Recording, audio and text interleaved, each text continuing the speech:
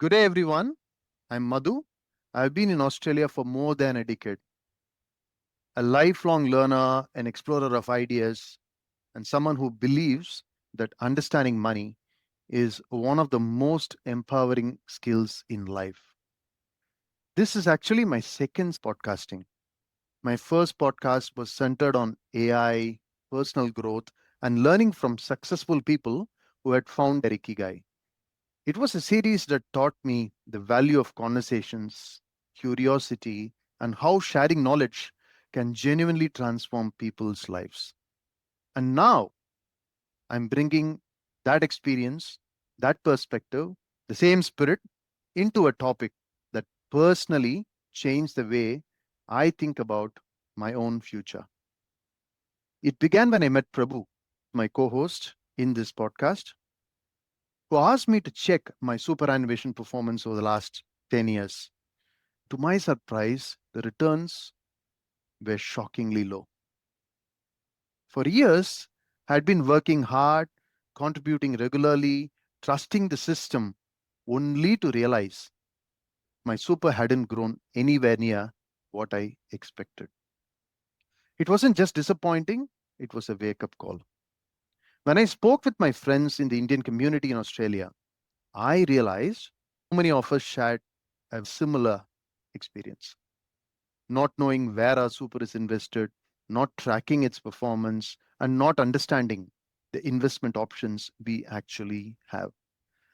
A deep dive into superannuation, not just as a retirement fund, but as one of the most powerful investing tools we have in Australia. Think about long term compounding, access to global and diversified markets, ability to build real wealth quietly, steadily, and consistently. Most of us overlook it. That's why this new podcast exists. Welcome to a new series, Aus in Global Connect, focused entirely on super investing for Indian origin Australians. This will be a short series of episodes to highlight opportunities most migrants miss and simplify investing through super and help you take control of the biggest pool of wealth you may ever manage. Why talk about our story first, me and Prabhu? Because when someone guides you through something as important as your retirement money, you deserve context, transparency, and trust. This podcast is about your super, your money, and your financial future. What we intend to cover in this series is what super is, why returns can be low and how to improve them, how to choose investment options, global exposure, and long term strategies for financial freedom. Whether you are new to Australia, midway through your career, or planning retirement, this series is designed to give you clarity, confidence, and control. A disclaimer before we dive in, I'm not a financial planner. Everything in this podcast is for education, awareness, and general understanding purposes only. The goal is to help you learn what options exist, how super works, and what questions you should be asking. For any decisions about your personal circumstances, please seek advice from a financial planner.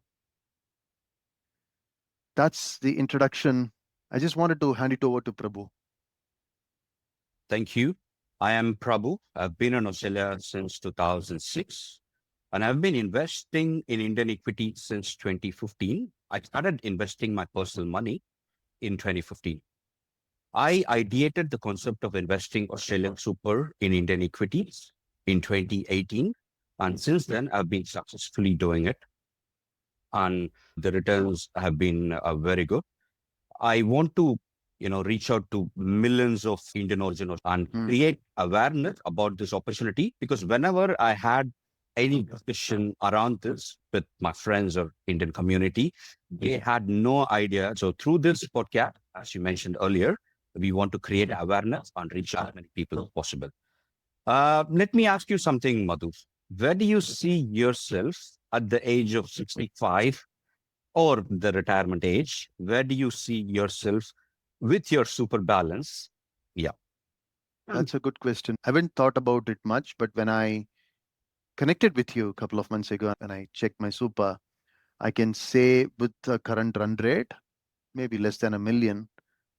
Considering the inflation, I would assume this is not going to be enough for my retirement, but I'm happy to take your perspective. Let me share my screen. What I'm going to show you is the median super balance across different ages. Let me know when you see the screen, Madhu. Yeah, I can. Do you see? Yeah. So this is what, okay, let me just scroll down. As you can see here, average super balance for people around the age of 65 to 74 is around $400,000. Mm. And if you do not do anything about your super, this is where your super is going to end up. Ask yourself the question, is this super going to be enough? Right. I know that this is only the median balance. If I tell you that your super could be around $800,000, double the median, would that be enough, Madhu? It's staggering, isn't it? People are looking for different avenues to grow their retirement corpus. I'm here to learn along with other people who are viewing this podcast. Can you unpack some components that you're talking about? I want you to go in detail so that it helps hundreds or even thousands of Indian origin Australians. Absolutely, Madhu. Let me share my screen one more time because there's something called 4% rule. Please let me know when you see my screen. Do you see Yep. my screen, Madhu? Can I proceed? Yes. Okay. What this 4% rule suggests, whatever your current annual expenses are, you must have 25 times of the current annual expenses for you to retire comfortably. Let's say we spend around $100,000 a year. Let's not forget the inflation has gone through the roof in the last 4 years. What used to cost $10, maybe 4 years back, is easily around $14 or $15. You live in Melbourne, I live in Sydney. We know cost of living in Australia. This 4% rule, Madhu, by the way, let me tell you, this was designed by William Bengen, who was a financial advisor. Right. So he came up with this rule. So as per this rule, if you have $1 million in your super, you can take out around $3,300 a year. Mm. If you have $2.5 million, you would be able to take around $8,300 a month, which works out to roughly $100,000 a year. Apologies if I mentioned that for a month, $3,300 a month. Let me repeat, with a super balance of $2.5 million, you can you can take around $8,300 a month or $100,000 a year.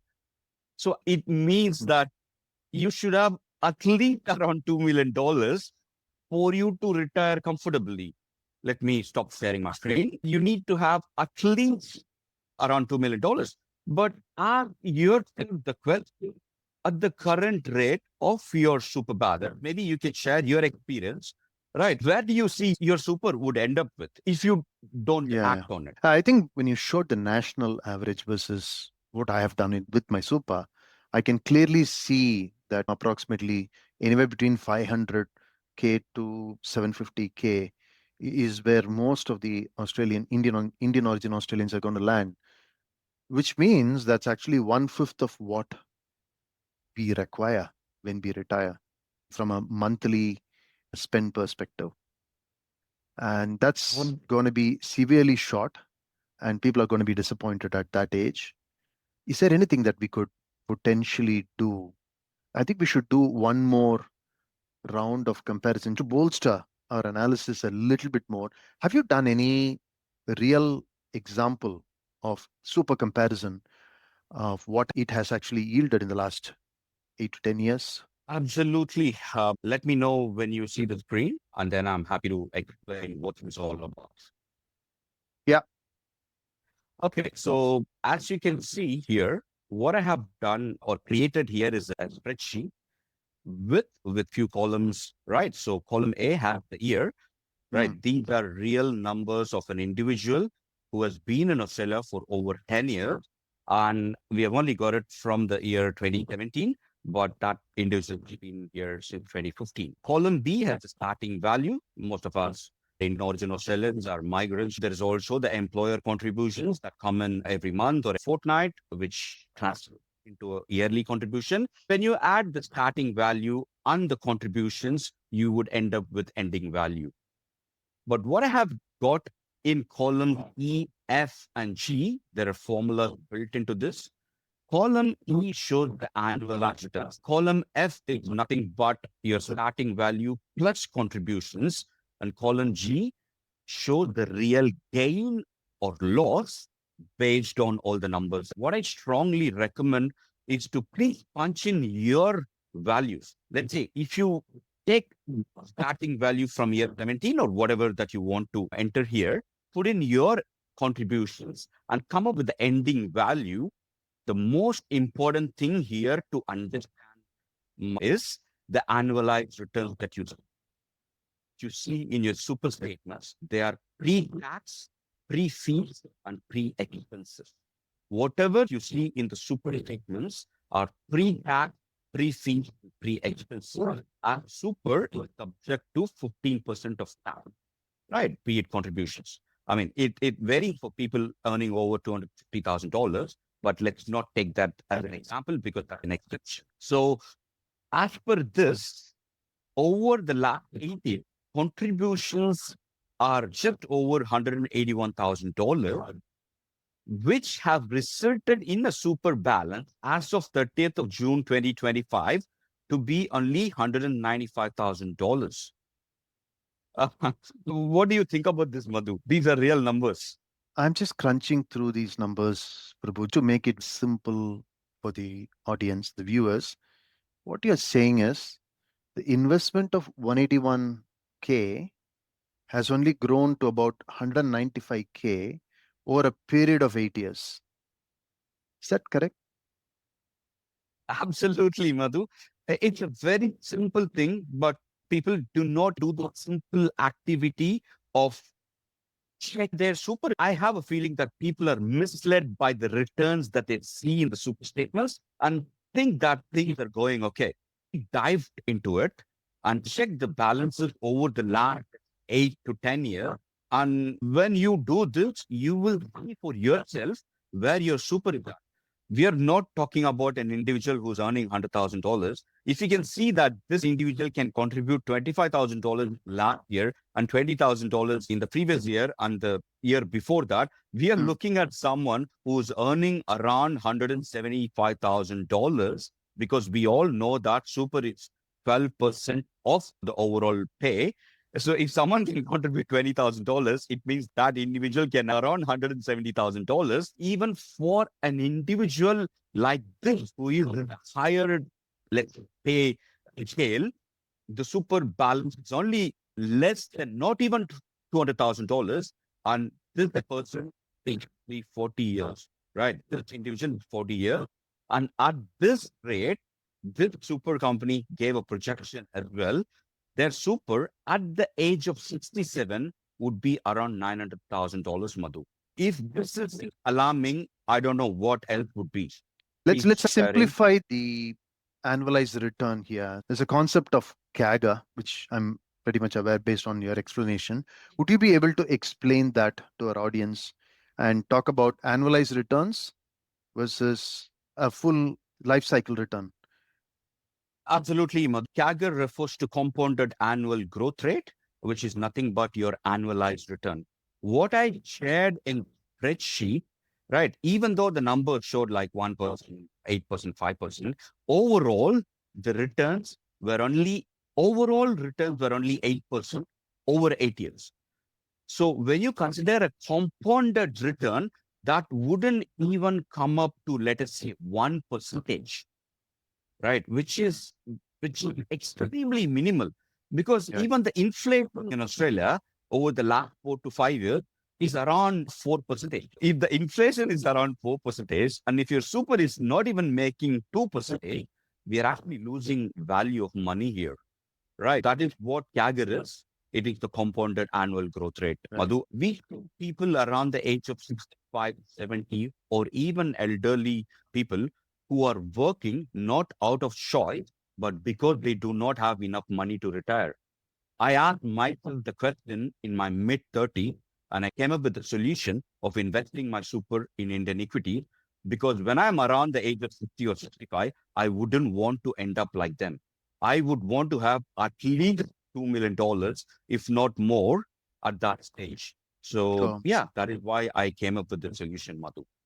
Now that we've identified the problem, we wanted to understand what are potential solutions are available. Would you be able to talk about that, please? Absolutely, Madhu. The first option being the traditional super, right? Like I think that is what most of our money is sitting with, right? A traditional super fund. There is also this concept called industry super, which is a non-for-profit organization. So basically, it is run to give maximum returns to its members. But let me tell you, even the industry super returns do not give much more than the traditional super. It's pretty similar. The only real option to create wealth is through SMSF, which is managed super fund. So what happens with an SMSF is an individual or a couple can take control of their super and decide to invest their super money in a way where they beneficial for them to create wealth for their super. One of the options is real estate, but there are also options like international equity, US equity, even Australian equity for that matter. These are some of the options that people can do. People who get the realization that their super is not performing well, they Mhm. only take the popular route of investing in Australian real. I'm not denying that real estate has done well in the past, but that is at the time when the interest rate used to be around 2%, not when the interest rate is around 5.5%, which is what we are experiencing. You have few real estates. I have a property as well, and we know what sort of interest rate we are paying when the cost of capital itself is around 5.5%. And then the management fees and maintenance costs and everything, how much returns are we going to make?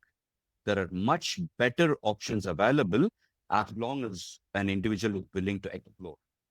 That's a different perspective because if you look at historically, people have generally believed that Australian economy predominantly gains from real estate. We'll unpack the myths and facts when it comes to property investment in the next set of episodes. I just wanted to understand more about the concept you just articulated. Sure. India is the fastest growing economy in the world. It is public knowledge. India has been growing around between 6 to 7%. So that puts India in the topmost bracket when it comes to the growth. India is the fastest growing economy in the world, and no one could deny that. Yeah. Indian companies grow at an amazing rate that gives us an option to create wealth by participating in the growth of Indian companies, which is by investing in Indian companies. Mm. Right. Let me give you some numbers. If you compound at roughly 20%, I know I just told you 20%. Let's take the number of 18%. You can potentially double your money every 3.5 to 4 years. If you can double your money every 4 years, over a 20 or 25-year period, you're in your mid 40s, right? You have a runway of 20 years. I have a runway of almost 25 years. And if you can double every 3.5 years, imagine where your super could be. Right. That is what India offers. It offers doubling your money every 3.5 to 4 years. And the Indian economy offers that. All this should be taken into consideration when consider this option. What's your story and how much have you invested in super? I started in 2018 with $70,000. And right now, our super is over $500,000. And it's not magic or anything. It's the growth that India offered. I have also contributed yearly or monthly to that as well. Of course, I've been contributing monthly, but mainly it's due to the growth that Indian companies have offered. Right. Compounding is actually the eighth wonder of the world. I wanted to understand more because the point that you mentioned about doubling your money 3.5, 4 years once, would you be able to show sample compounding calculator for our viewers and punch in some numbers around what their potential investments could be? Let's say today, let's pick an example of 200K. What would that be in the lead up to 5 years, 10 years, 20 years? Would you be able to do that, Prabhu? Absolutely, Madhu. What I have got in front of me is the compound. Just give me 1 second. Yeah, let me share my screen. Please let me know when you see my screen. Yep, I can see. Wonderful. So this is the compounding calculator. We will give a link for this compounding calculator in the description as well. As you mentioned, I'm going to start with $200,000. So as you can see here, put in an initial investment of $200,000, considering 18 percentage. First, let's do the calculation for 10 years. And when I click calculate, you can see that $200,000 initial investment could potentially fetch up to $1.2 million. And this is only for 10 years. What you're seeing here is not magic or anything. It's how compounding works, right? This is how successful people have created wealth by using compounding. Let me take the second scenario of, let's say, doing this for 20 years, because most of us have a 20-year runway for super, right? So let us consider 20 years. And what you want to see, I'm sure anyone listening to this podcast would be extremely happy with around $7 million. And this not even taking into consideration the monthly contribution that any of us would make. So let me take a number of $2,500 of monthly contributions one more time. And it's going to give you some staggering numbers here, Madhu. This is if anyone is a disciplined investor, who invests in a regular way, this is what compounding can do.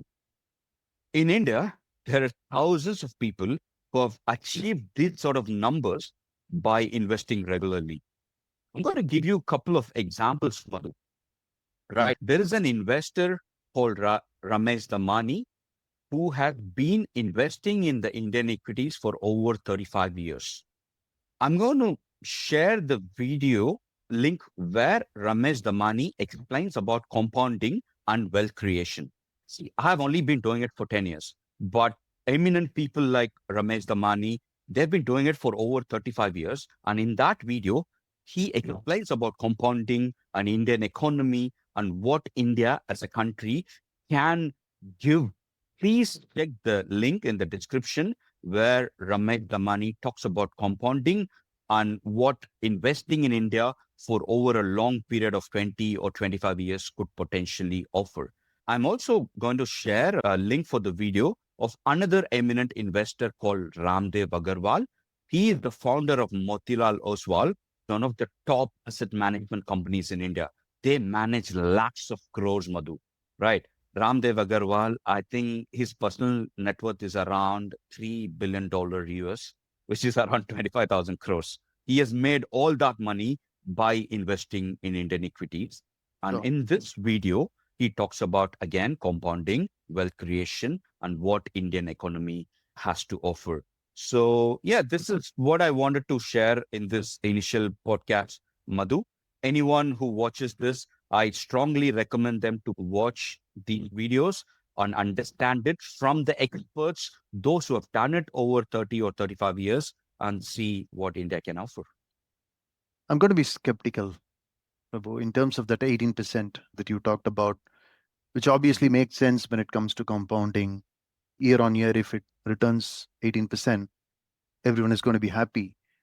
However, do you have any insights from Nifty or anything that you could potentially share that the annualized return of 18% is somewhat reasonable for us to assume, rather than just going with an arbitrary number of heightened positive thinking about it's going to give you 18% all the time? Do you have any such numbers that you could potentially share? Yeah, absolutely. Let me try and share my screen one more time. Please let me know when you see the screen.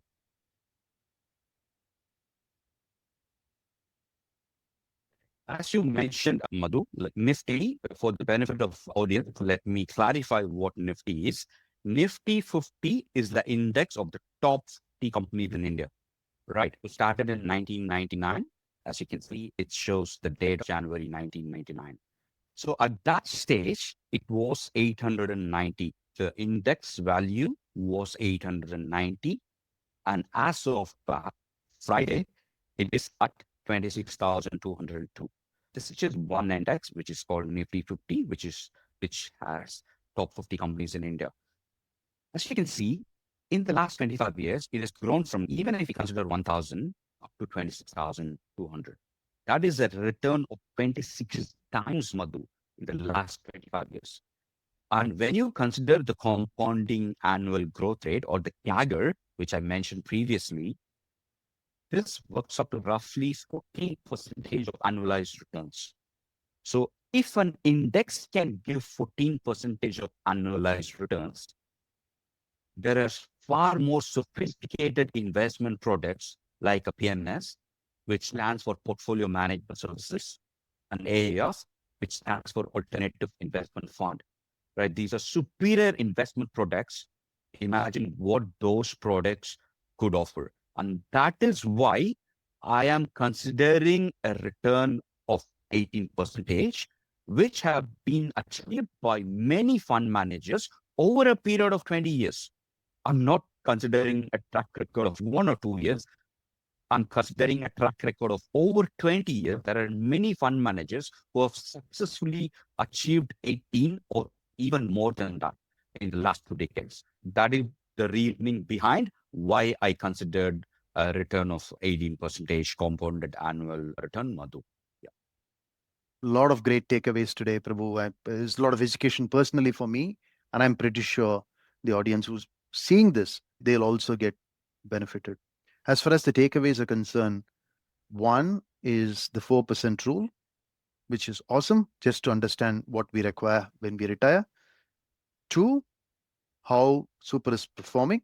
I think that's another ask that you mentioned from an audience perspective. Just punch in those numbers in the Excel sheet that will be shared for them to understand how their Super is performing.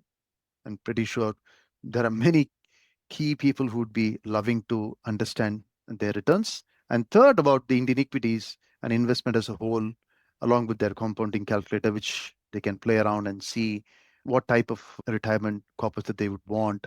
So those are my key takeaways.